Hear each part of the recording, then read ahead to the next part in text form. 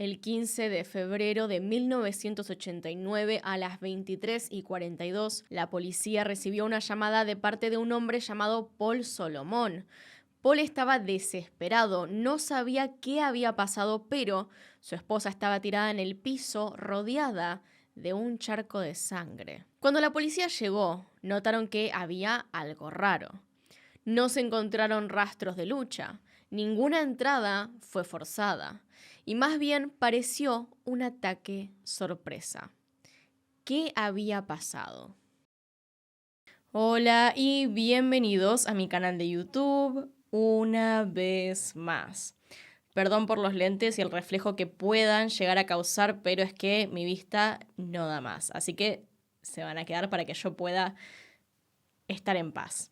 El caso de hoy fue dado a conocer por la prensa como el caso de atracción fatal o la verdadera atracción fatal, en referencia a la película de ese mismo nombre que se había estrenado 3 años antes de que los hechos ocurrieran. Si no fuera por ese pequeño detalle de que la película se estrenó en 1987 y el caso en sí ocurrió en 1989, pensaríamos que la misma se basó en la historia protagonizada por Caroline Warmos, aunque vale agregar que tampoco fue al revés, es decir, no es que Caroline decidió imitar o copiar la historia que se narra en la película. De una manera un poco macabra parece ser una coincidencia como ficción y realidad son prácticamente idénticas en este caso. Como acabo de decir, este caso es el de Caroline Warmos.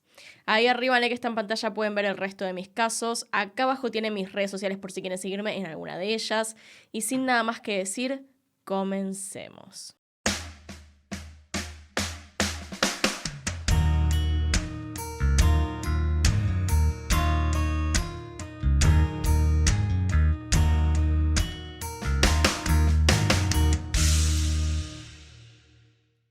Caroline Warmos nació el 8 de enero de 1964 en el estado de Michigan, en Estados Unidos. Aunque no estamos seguros el lugar exacto de su nacimiento y dónde se crió, algunas fuentes aseguran que fue en St. Clair Shores, una ciudad ubicada dentro del condado de Macomb, al norte del estado. Mientras que otras fuentes aseguran que Caroline nació en una ciudad llamada Troy, perteneciente al condado de Oakland, y se habría criado en Birmingham, un suburbio perteneciente al mismo condado, que además se caracteriza por ser el lugar en donde viven personas con un muy buen pasar económico, como los Warmos. Tom Warmos, su padre, es lo que en inglés se denomina un self-made millionaire, es decir, que su fortuna no es generacional, no la heredó, sino que fue algo que él mismo produjo trabajando en el negocio de seguros.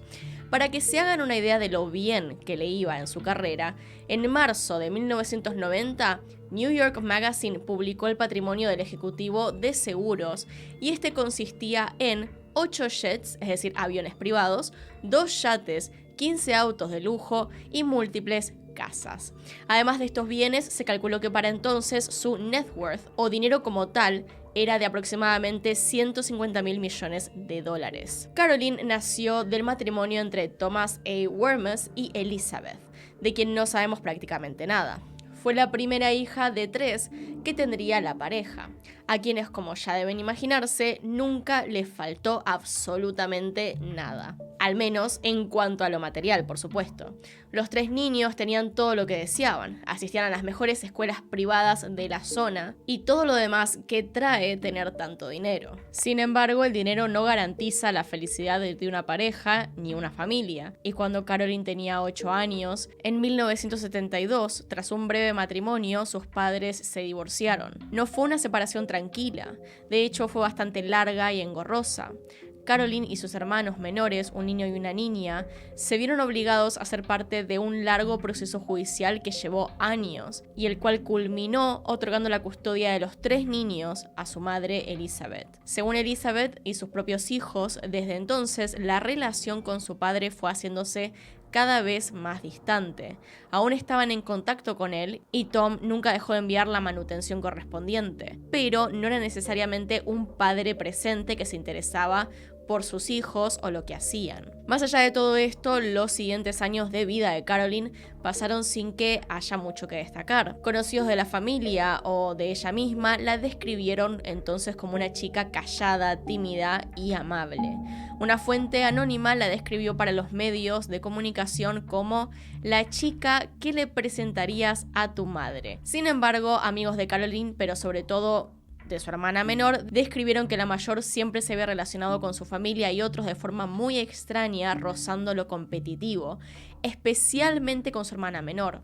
Le gustaba competir y sentirse mejor que otros. Estos problemas de relaciones con otros y su forma tóxica y complicada de llevarse fueron evidentes una vez que Caroline se graduó de la secundaria y comenzó con la universidad. Asistió a la Universidad de Michigan en Ann Arbor, en donde inició la licenciatura en psicología. Aunque lo que más destaca de este periodo de su vida fue una serie de relaciones románticas que tuvo durante esta época. La más importante es la relación que tuvo con Paul Laven en el año 1983. A Paul lo había conocido dentro de la misma universidad, ya que trabajaba como profesor asistente o adjunto en una de las clases a las que Caroline asistía. No existen detalles claros sobre la naturaleza de su relación o cuánto tiempo duró realmente, pero sabemos que la ruptura significó un cambio drástico en la actitud de esta mujer. Cuando Paul la abandonó para comprometerse con otra estudiante, Caroline se volvió absolutamente desquiciada. Acosaba a la pareja llamándolos todo el tiempo, a cualquier hora, dejándoles mensajes de voz, acosaba a Paul en el trabajo e incluso llegó a entrar al departamento que la pareja compartía, y una de esas tantas veces debieron llamar a la policía para que la sacara del lugar. La situación era como mínimo preocupante. De hecho, Paul y su novia tenían miedo de que Caroline se presentara en su casamiento que iba a celebrarse en julio de 1984, por lo que decidieron tomar medidas legales y ponerle una orden de restricción para que no pudiera acercarse a ellos sin ser detenida.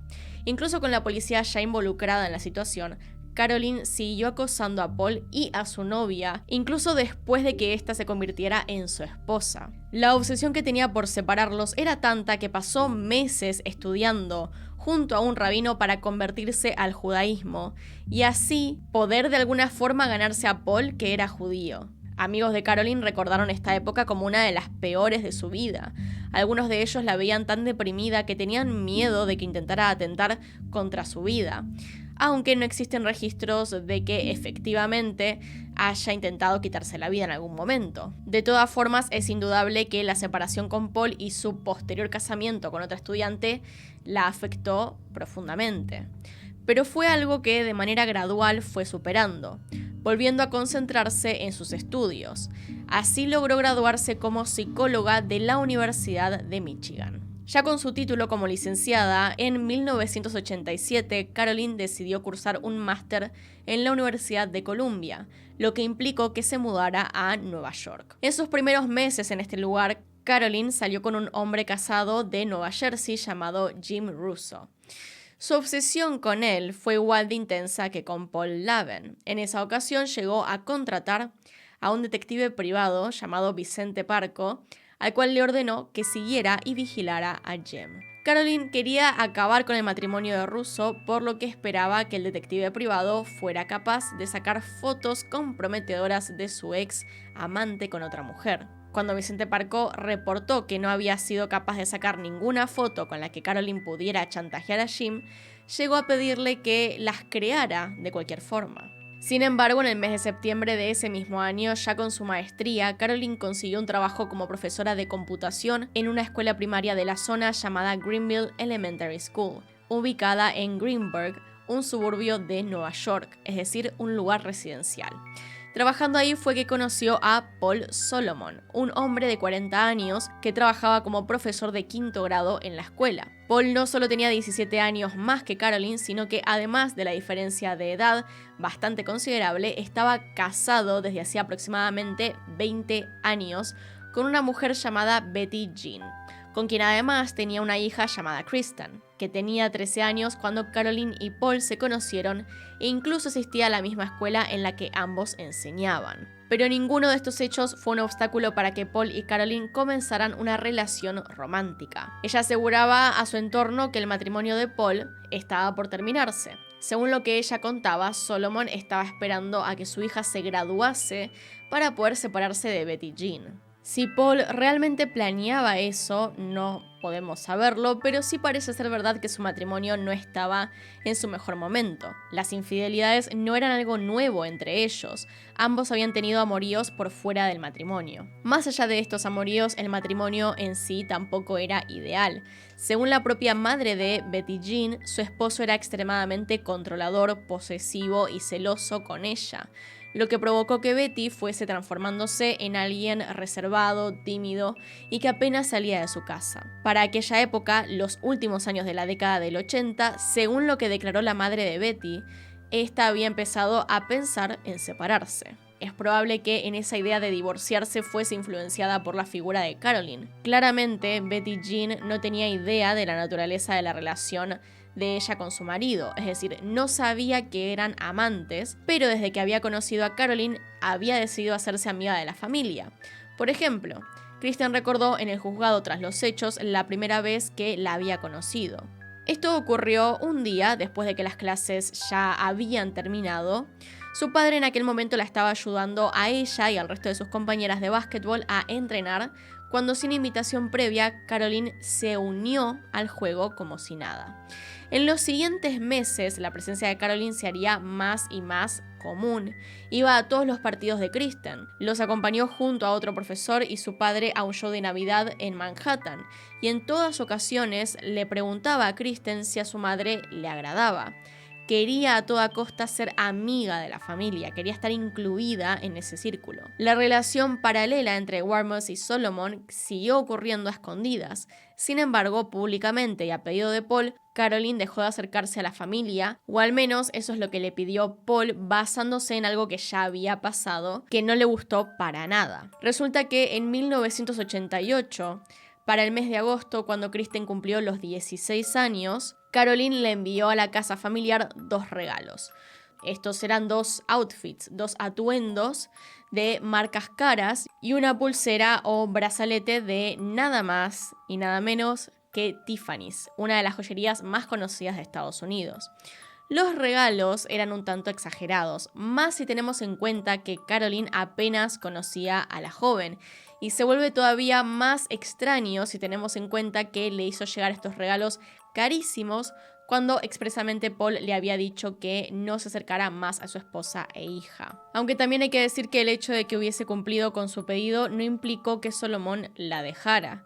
Por el contrario, se mantuvieron teniendo una relación incluso cuando Carolyn dejó de trabajar en Greenville Elementary School. Pero el tiempo seguía pasando y Paul no se divorciaba de Betty Jean, sino que continuaba con su matrimonio sin la menor intención de separarse. Para algunos, esta fue la razón que llevó a los hechos en febrero de 1989. Otros manejan la hipótesis de que en esas fechas Paul habría intentado terminar su amorío con Carolyn, de entonces ya 25 años. Cualquiera fuera la razón, esta cambió la vida de los Solomon y de Carolyn.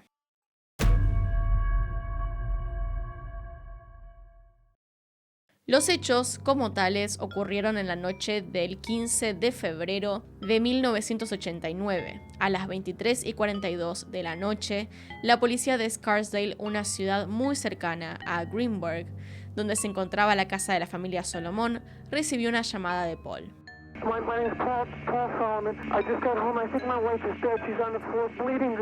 Paul estaba en un ataque de nervios. Tal era su nerviosismo que llamó al departamento de policía incorrecto, por lo que el operador que le atendió debió pasar la llamada a la policía de Greenburgh.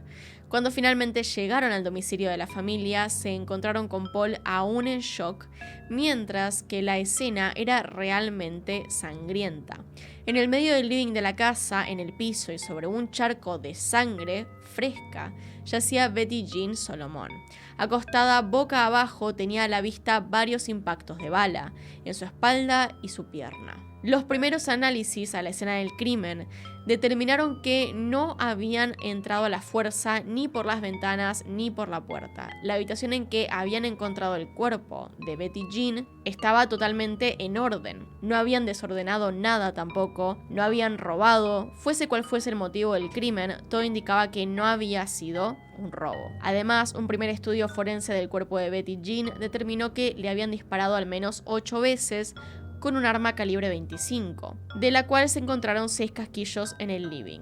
En este tipo de casos, en los que quien encuentra a la víctima es su esposo, la primera línea de investigación que se sigue es la de un femicidio realizado por parte de la pareja de la víctima. En este caso, el primer sospechoso o persona de interés, como deben imaginarse, fue Paul Solomon. Fue al primero que tomaron declaración, dio su testimonio en la escena del crimen y después en los días siguientes. Lo llamaron para interrogarlo más de una vez en la estación policial. En todas las ocasiones, Paul contó su historia de forma idéntica, sin ningún error que diera a entender que estaba mintiendo. Su coartada aparte era sólida y comprobable. Al atardecer salió de su casa para dirigirse en su auto a Brunswick Lanes, un local de bowling aproximadamente a unos 8 kilómetros de su hogar. Estacionó su auto ahí y entró al local, al cual iba bastante, por lo que al llegar fue directo hacia un grupo de personas que estaban jugando, los saludó y se sentó con ellos. Esa fue la primera versión que Paul dio a los detectives a cargo del caso,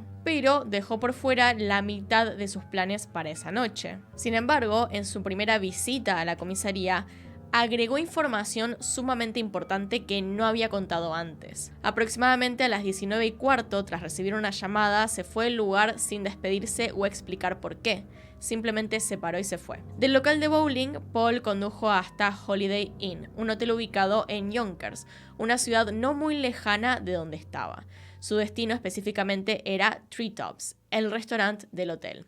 Alrededor de las 19:45, su amante Caroline Warmus entró al restaurante y se sentó con él. Ahí cenaron y compartieron varios tragos. Cuando terminaron, Paul pagó y la pareja que había llegado separada abandonó el lugar junta. Fueron al estacionamiento y específicamente al auto de Caroline, donde mantuvieron relaciones sexuales. Luego de esto, Paul volvió a su auto y comenzó su camino a Scarsdale, donde se encontraba su casa, y Caroline tomó la ruta para dirigirse a su departamento en Manhattan. Por supuesto que lo primero que hizo la policía fue corroborar esta historia. Efectivamente, Paul había sido visto en los lugares que había dicho estar.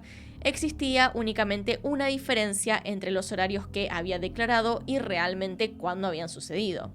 Pero era una diferencia de minutos, por lo que no era relevante. No cambiaba los hechos. La policía decidió entonces investigar a Caroline, llamando para que fuese a la comisaría. La joven, de entonces 25 años, aceptó ir a declarar, pero en el momento en que llegó se negó a hablar sin la presencia de su abogado. Por supuesto, esto en conjunto con su historial de obsesiones con examantes resultó increíblemente sospechoso a los detectives, pero no implicaba que fuese la asesina. Más allá de sus sospechas, en cuanto a Caroline y sus actitudes, no tenían evidencia alguna que la uniera a la escena del crimen, o que permitiera continuar con la investigación, por lo que lentamente se fue enfriando hasta abril y mayo de 1989. Fue entonces cuando la policía de Scarsdale consiguió una orden para revisar los registros telefónicos de Caroline Warmus, analizando en especial aquellas llamadas realizadas antes y después del crimen. Esto les permitió encontrar un número al que Caroline había llamado repetidas veces antes del 15 de febrero, el día del crimen. El número pertenecía a Vincent Parco, a quien ya nombramos anteriormente. Parco era el detective privado que Caroline había contratado con anterioridad para investigar a uno de sus amantes, seguirlo, sacarle fotos, en otras palabras, acosarlo. Cuando la policía habló con Parco, este admitió que Caroline era una de sus clientas, contó sobre el trabajo que había hecho para ella antes, pero aseguró no haber realizado ningún otro, sino que Caroline se comunicaba con él para saludarlo y hablar de manera amistosa. Sin embargo, su historia parecía armada, débil, y cada vez que le pedían que la repitiera había cambios considerables en cómo la contaba. Por lo que con un poco de presión, la amenaza de acabar en la cárcel por obstruir una investigación criminal y realizar trabajos ilegales, Parco acabó por contar la verdad. Declaró que días antes del crimen, Caroline lo llamó para preguntarle cómo podía conseguir un arma. Según ella, la necesitaba para su propia seguridad. Parco declaró posteriormente en el juicio que Warmus tenía mucha prisa por conseguir un arma y que llamaba cada poco tiempo para exigirle ayuda para conseguirla. Además, no solo quería un arma, sino también un silenciador para usarla. El detective privado declaró haberse negado en principio este pedido, pero ante la constante exigencia, la oferta de $2.500, terminó por acceder. En enero de 1989 le vendió entonces un revólver de calibre 25 semiautomático y con silenciador. El arma era un regalo que Parco había recibido de uno de sus amigos y el silenciador había sido realizado específicamente para el revólver. Estaba hecho de forma artesanal por otro de sus amigos, George Peters, en Brooklyn, quien poseía una tienda de armamento. La policía de Scarsdale pudo confirmar toda esta historia. No quedaba duda de que el arma que Parco le había vendido a Carolyn Warmus era la misma que se había utilizado para asesinar a Betty Jean Solomon. Además de esto, el detective Constantino, a cargo del caso, decidió revisar los registros telefónicos de Carolyn el día que le había sido entregada el arma, 15 de enero de 1989. Sorprendentemente, Carolyn había llamado desde su departamento en Manhattan a Ray Sport Shop, a más de 32 kilómetros de su casa. El siguiente movimiento de la policía fue revisar las ventas del día en que Betty Jean fue asesinada en la tienda, ya que allí vendían municiones para diferentes armas.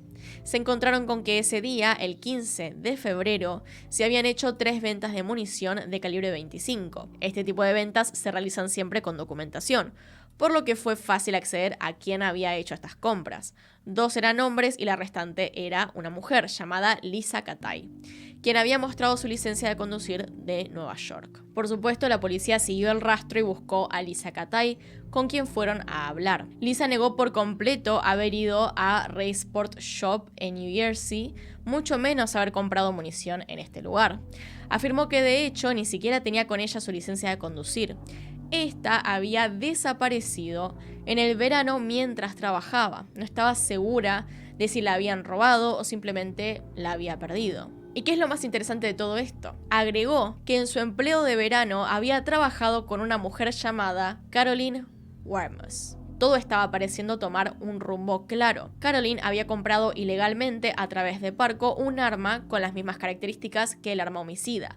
Además, había llamado a una tienda en New Jersey para asegurarse que tuvieran la munición correcta para su revólver y manejó más de 32 kilómetros para comprar balas, algo completamente ilógico. Además, se había identificado con una licencia de conducir que no le pertenecía, una identificación que había sido perdida por su compañera de trabajo en los meses que habían compartido en verano. Mucha coincidencia, o todo indicaba que Carolyn era la culpable. El 2 de febrero de 1980, ya con conocimiento público del caso y con gran interés de la prensa y la gente, se oficializó la acusación a Carolyn Warmus por homicidio en segundo grado y se ordenó su arresto. Carolyn fue puesta bajo custodia y su liberación por fianza fue determinada en $250.000. Para estas alturas, a casi un año del caso, este ya era popular en toda la población. Por ejemplo, HBO había hecho ya 2 películas documentales sobre este, al igual que otros tantos medios de comunicación, que retrataron a Carolyn como una femme fatale,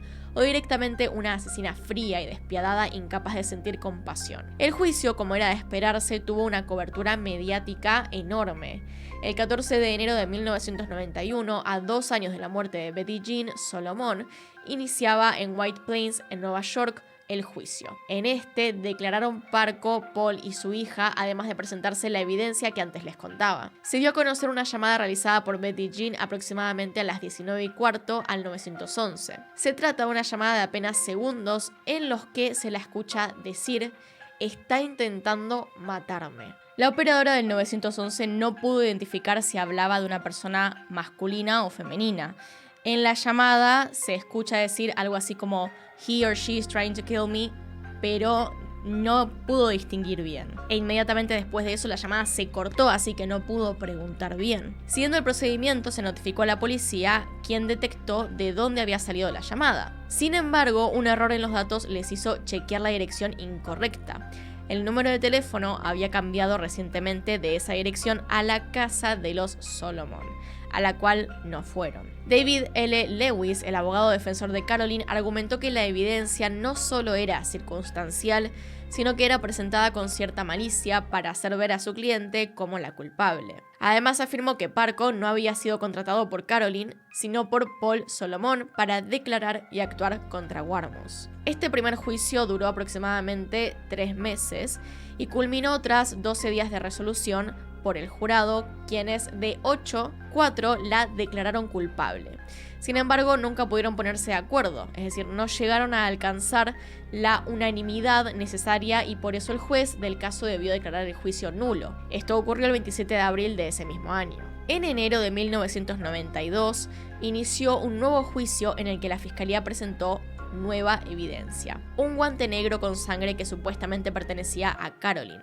Este había sido anteriormente descartado como evidencia por la policía, pero por algún motivo se les permitió a la fiscalía presentarlo como evidencia entre el primer y segundo juicio, lo que la defensa cuestionó y reprochó varias veces. Este juicio duró también 3 meses, conociéndose el veredicto el 27 de mayo de 1992, cuando, tras 6 días de deliberación, el jurado declaró a Caroline culpable de homicidio en segundo grado y posesión de armas ilegalmente. El 26 de junio de 1992, el juez John Kerry, quien había estado a cargo en ambos juicios, sentenció a Caroline a una pena máxima de 25 años de prisión por el asesinato y una pena máxima de 5 a 15 años por el cargo de posesión de armas que se debía cumplir de forma paralela. Caroline Warmos habló solo tras su sentencia por primera vez en los 2 juicios y mantuvo su inocencia como durante todo su periodo en la cárcel. Su estadía allí fue al parecer bastante problemática y en varias ocasiones tuvo inconvenientes con otras reclusas y carceleros. En varias ocasiones Caroline intentó aplicar para obtener la libertad condicional, pero esta le fue negada en 2016, 2017 y 2018. Recién en su cuarto intento, en 2019, le fue otorgada la misma. Hoy por hoy, Caroline aún mantiene su inocencia, argumentando que Paul Solomon la terminó engañando para que fuese encarcelada. Casualmente, de vez en cuando suele hacer apariciones en especiales documentales de su caso. Así que díganme, ¿conocían este caso? ¿Qué opinan al respecto? Cuéntenme abajo en los comentarios que los estoy leyendo. Acá están los Patreons y los miembros del canal. Gracias por apoyarme a través de esas plataformas y sin nada más que decir, acá tienen un video nuevo, acá tienen un video recomendado, se pueden suscribir haciendo clic en mi cara y nos vemos en otro video. Adiós.